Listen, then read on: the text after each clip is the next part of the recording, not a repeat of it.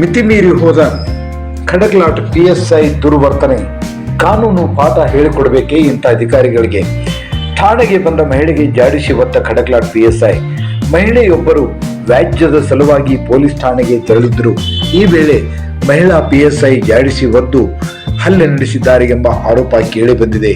ಬೆಳಗಾವಿ ಜಿಲ್ಲೆಯ ನಿಪ್ಪಾಣಿ ತಾಲೂಕಿನ ಖಡಕ್ಲಾಟ್ ಠಾಣೆಯಲ್ಲಿ ಈ ಘಟನೆ ನಡೆದಿದೆ. ಮಹಿಳಾ PSI ಅನಿತಾ ರಾಠೋಡ್ ಎಂಬುವರು ಮಹಿಳೆಯ ಹೊಟ್ಟೆಗೆ ಜಾಡಿಸಿ ಒದ್ದಿದ್ದಾರೆ.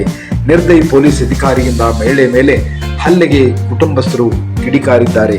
ಪೂನಂ ಮಾಯಣ್ಣವರು ಎಂಬಾಕೆ ಅಣ್ಣ ತಮ್ಮಂದಿರ ವ್ಯಾಜ್ಯದ ಸಲುವಾಗಿ ಪೊಲೀಸ್ ಠಾಣೆಗೆ ತೆರಳಿದ್ದರು.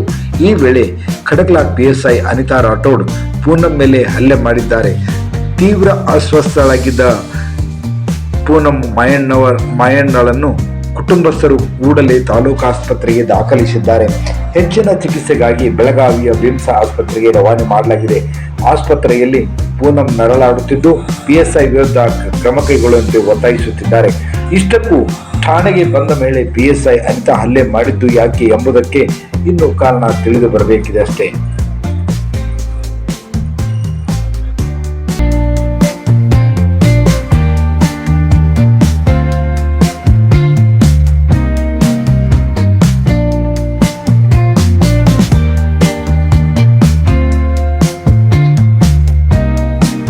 ಇದು ನಮ್ಮ ಇಂದಿನ ಸುದ್ದಿ ಸಂಚಿಕೆ.